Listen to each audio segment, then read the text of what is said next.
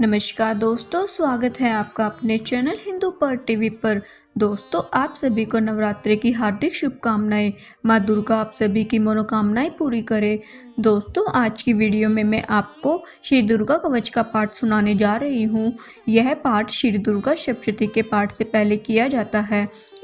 इस कवच का पाठ करने से देवी भगवती अपने भक्तों पर प्रसन्न होकर उनकी रक्षा करती है।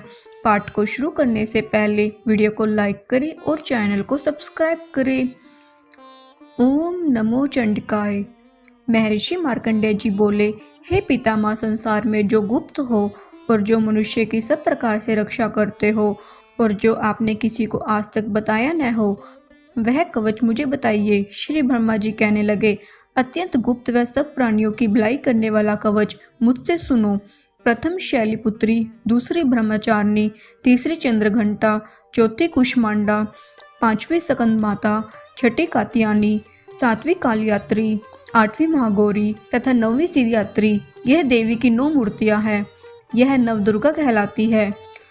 आग में जलता हुआ, रण में शत्रु से घिरा हुआ, विषम संकट में फंसा हुआ मनुष्य यदि दुर्गा के नाम का स्मरण करे तो उसको कभी भी हानि नहीं होती। रण में उसके लिए कुछ भी आपत्ति नहीं होती, न उसे किसी प्रकार का दुख या डर होता है।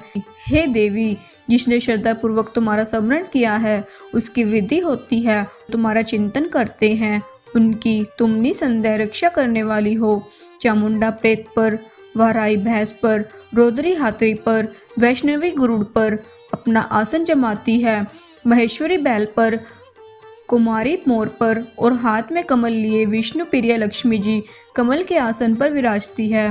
बैल पर बैठी हुई ईश्वरी देवी ने श्वेत रूप धारण कर रखा है और सब प्रकार के आभूषणों से विभूषित ब्राह्मणी देवहंस पर बैठती है और इस प्रकार यह सब देवियां सब प्रकार के योगों से युक्त हो अनेक प्रकार के रत्न धारण किए हुए हैं। भक्तों की रक्षा के लिए संपूर्ण देवियां रथ में बैठी हुई तथा क्रोध में भरी हुई दिखाई देती है तथा चक्र, गदा, शक्ति, हल और मुसल, खेटक और तोमर, परशु तथा पाश, भाला और त्रिशूल एवं उत्तम शारंग आदि शस्त्रों का दैत्य के नाश के लिए और भक्तों की रक्षा के लिए और देवताओं के कल्याण के लिए धारण किए हुए हैं। हे महारौद्रे, अत्यंत घोर पराक्रम, महाबल और महान उत्साह वाली देवी, तुमको मैं नमस्कार करता हूँ। हे देवी, तुम्हारा दर्शन दुर्लभ है तथा आप शत्रुओं के भय को बढ़ाने वाली है। हे जगदम्बे, मेरी रक्षा करे। पूर्व दिशा में इंद्री मेरी रक्षा करे। अग्नि कोण में अग्निशक्ति, नैऋत्य कोण में खड़गधारिणी देवी मेरी रक्षा करे। पश्चिम दिशा में वारुणी, वायु कोण में मृगवाहिनी, उत्तर दिशा में कोमरी और ईशान कोण में शूलधारिणी देवी मेरी रक्षा करे। ब्राह्मणी ऊपर की ओर मेरी रक्षा करे और वैष्णवी देवी मेरी नीचे की ओर मेरी रक्षा करे। इस प्रकार शव पर बैठी चामुंडा देवी 10 दिशाओं में मेरी रक्षा करे। जया देवी आगे, विजय पीछे की ओर, अजिता बाई और अपराजिता दाहिने और मेरी रक्षा करे। गोतनी देवी शिखा की रक्षा करे तथा उमा मेरे मस्तक पर विराजमान होकर मेरी रक्षा करे। इसी प्रकार ललाट की मालाधरी देवी रक्षा करे और यशस्विनी देवी मेरी बोहों का संरक्षण करे। बोहों के मध्य भाग में त्रिनेत्रा नथुनों की यम घंटा देवी रक्षा करे। नेत्रों के मध्य शंखनी देवी और द्वारवासिनी देवी कानों की रक्षा करे। कपोलों की कालिका देवी और कानों के मूल भाग की भगवती शांकरी रक्षा करे। सुगंधा नासिका में और चच्चिका ऊपर के होठ में, अमृत कला नीचे के होठ की, सरस्वती देव जीभ की रक्षा करे।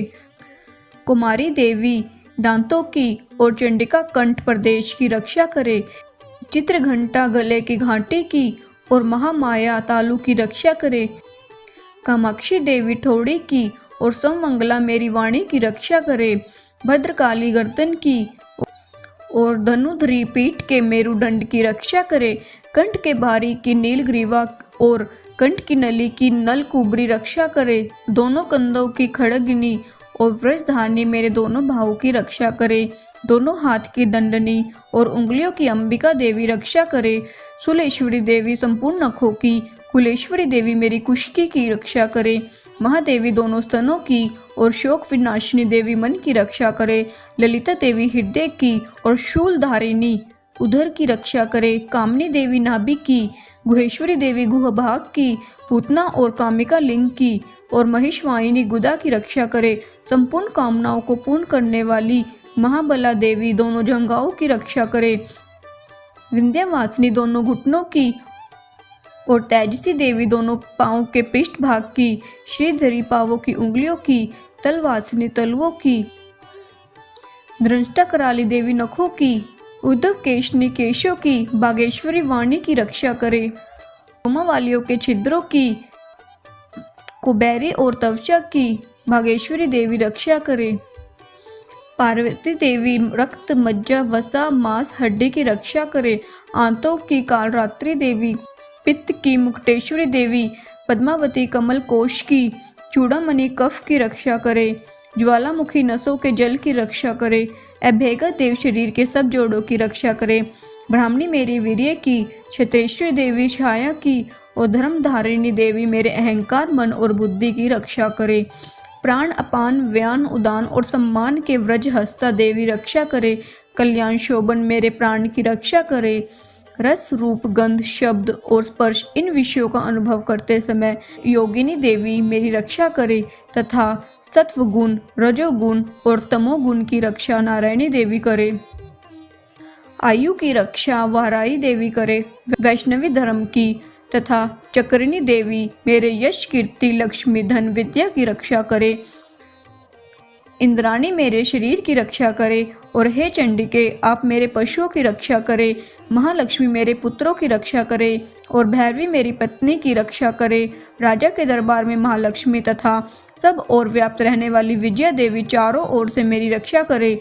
जो स्थान रक्षों से रहित हो और कवच में रह गया हो उसके पापों का नाश करने वाली जयंती देवी रक्षा करे। अपना शुभ चाहने वाले मनुष्य को बिना कवच के एक पल भी कहीं नहीं जाना चाहिए, क्योंकि कवच रखने वाला मनुष्य जहाँ जहाँ भी जाता है वहाँ वहाँ उसे अवश्य धन लाभ होता है तथा विजय प्राप्त होता है। वह जिस अभिष्ट वस्तु की इच्छा रखता है वह उसको इस कवच के प्रभाव से अवश्य मिलती है और वह इस संसार में महाऐश्वर्य को प्राप्त होता है। कवचधारी मनुष्य निर्भय होता है और वह तीनों लोक में माननीय होता है। देवी का यह कवच देवताओं के लिए भी दुर्लभ है। जो प्रतिदिन नियमक पूर्वक तीनों संध्याओं के समय श्रद्धा के साथ इसका पाठ करता है उसे देव शक्ति प्राप्त होती है। वह तीनों लोकों को जीत सकता है तथा अकाल मृत्यु से रहित होकर 100 वर्षों तक जीवित रहता है। उसकी लूता चर्म रोग विस्फोटक आदि समस्त व्याधियां समूल नष्ट हो जाती है और थावर जंगम तथा कृत्रिम विष दूर होकर उनका कोई असर नहीं होता तथा समस्त अभिचारक प्रयोग और इस तरह के जितने यंत्र मंत्र इत्यादि होते हैं इस कवच के हृदय में धारण करने पर नष्ट हो जाते हैं। इसके अतिरिक्त पृथ्वी पर विचरण करने वाले भूचर नभचर जलचर प्राणी उपदेश मात्र से सिद्ध होने वाले निम्न कोटि के देवता, अपने जन्म के साथ प्रकट होने वाले देवता, कुल देवता, माला आदि डाकिनी शाकिनी, अंतरिक्ष में विचरने वाली अत्यंत बलवती भयानक डाकनियां, ग्रह भूत पिशाच यज्ञ गंधर्व राक्षस ब्रह्मा राक्षस बेताल कुष्मांड और भैरव आदि अनिष्टकारक देवता भी उस मनुष्य को जिसने अपने हृदय में यह कवच धारण किया हुआ है देखते ही भाग जाते हैं। इस कवच के धारण करने से मन और तेज बढ़ता है।